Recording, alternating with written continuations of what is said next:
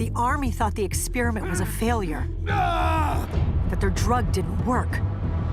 But it just took a little time to turn you into Deathstroke.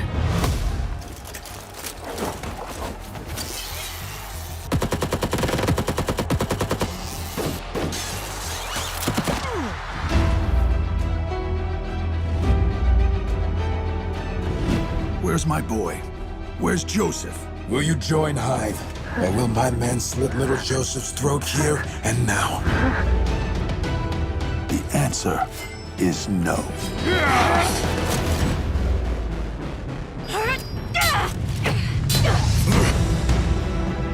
But you're a mercenary.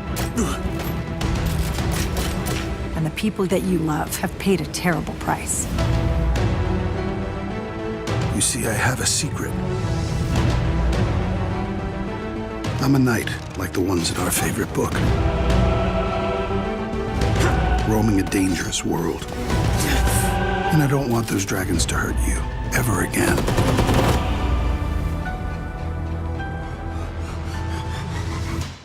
So what are we going to do about it? We? You're not going after him alone this time.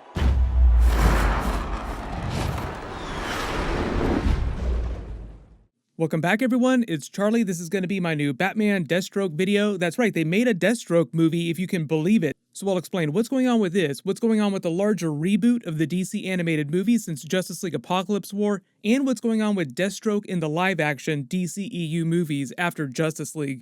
If you're new to the channel, be sure to subscribe to get all the Easter eggs. We'll do an Amazon giveaway. All you have to do to enter is be a subscriber and let me know what you want them to do with Deathstroke in the new DC movies.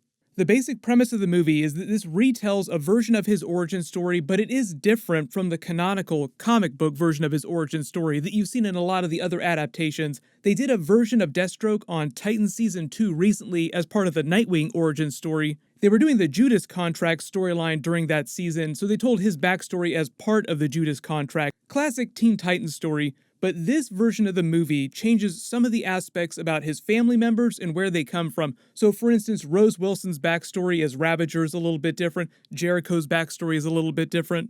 And as you can tell, it's Michael Chiklis playing Deathstroke, so obviously we have another version of Deathstroke, so I will talk about how I thought he did compared to the other versions of Deathstroke like Manu Bennett or Joe Manganiello's Deathstroke. But the movie is basically Deathstroke versus Hive with a couple other villains they introduce, but it all winds up being a twist upon a twist upon a twist. It's all about being double-crossed. How do you portray Deathstroke as an anti-hero if he does such terrible, terrible things? Most of the other DC series that have used the character have portrayed him as more of a villain. I think they've slowly tried to humanize him, especially on the Flash and Arrow where they use the character a ton of times.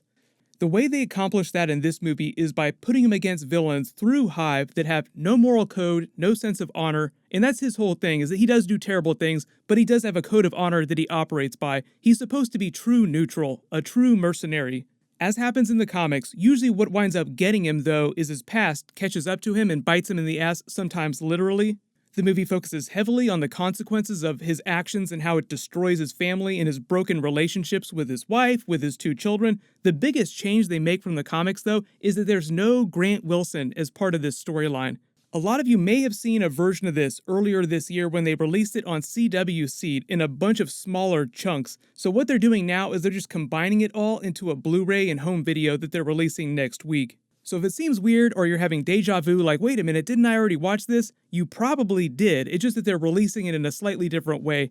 I'm not as big a fan of the animation in this as I am of some of the other DC properties. Usually DC animated movies are really solid, but it just depends on the team inside DC that's animating the project. One of the other really weird things about this, though, is that they end on a big cliffhanger, and I do not think that there's going to be a sequel to this. I think they billed it like it was going to be a series, and they were going to do a season 2 to follow up on Deathstroke getting pushed off the cliff by Jericho here, but there's been no talk of them doing the second part of this storyline since this came out earlier this year, so I have no idea. This is kind of what it's like to be an anime fan. You see a really cool season 1, but then there's no promise of a season 2 in sight. It just completely vanishes into the night. Just in terms of recent DC animated properties, I say Justice League Apocalypse War is probably the most solid thing that they've done so far. So this is also part of the idea that DC is rebooting their animated continuity.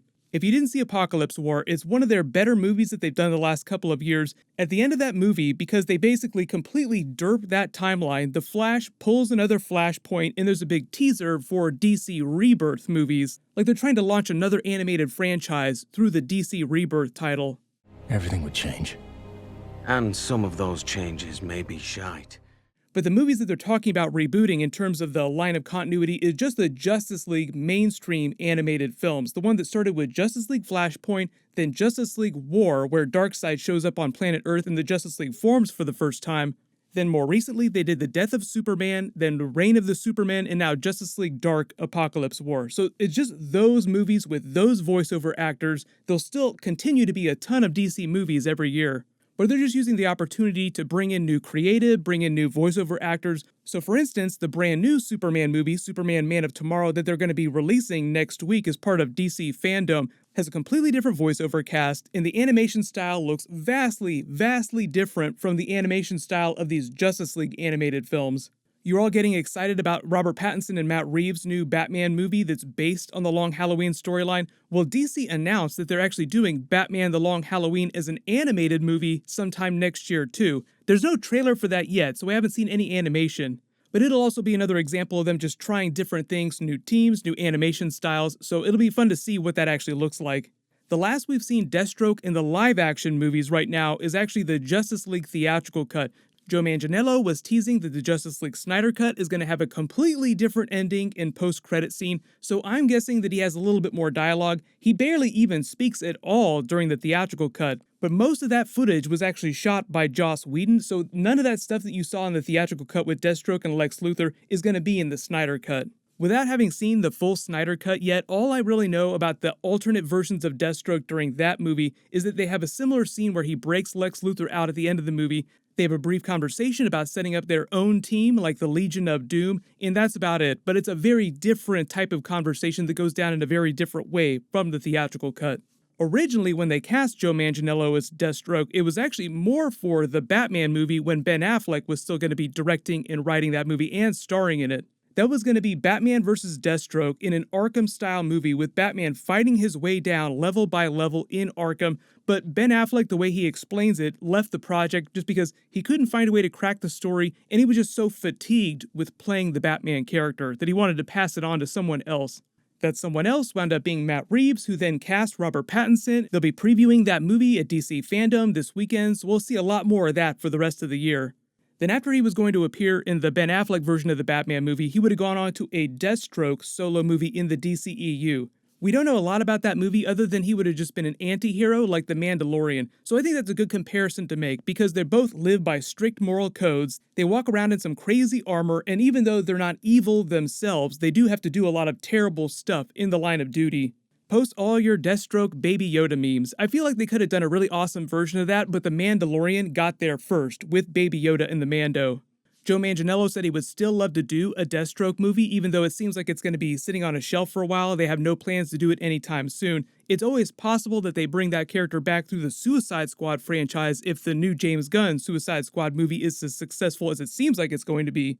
Just comparing Michael Chiklis's version of Deathstroke and his performance to the other versions we've seen so far, I feel like he does a really solid job. He's a great actor in all the live-action stuff that he does. I feel like Manu Bennett is the most well-developed version of Deathstroke, so I am partial to his version. I do feel like Joe Manganiello's DCEU movie version of Deathstroke could have become the most superior version had he gotten his due in the DC movies. But as it stands, none of those movies wound up happening, so you really only have him for a couple minutes, so you can't really say that that's completely superior to what they did with Arrow and Manu Bennett's version of the character, even though with the movie budget, you could just make it look so much better. But like I said, DC Fandome is happening next week. There's going to be a bunch of DC movie trailers, previews, and footage, and there'll also be a bunch of video game stuff too, for the people that are looking forward to big Batman Arkham game announcements and Suicide Squad game announcements. As long as you have alerts enabled for my channel, you should see all those videos when I post them, and leave all your requests in the comments below. Everyone click here for my new Batman 2021 preview video for DC Fandome and all the trailers that are coming up in the panels, and click here for that brand new Wonder Woman 1984 trailer. Thank you so much for watching, everyone stay safe, I'll see you guys tonight.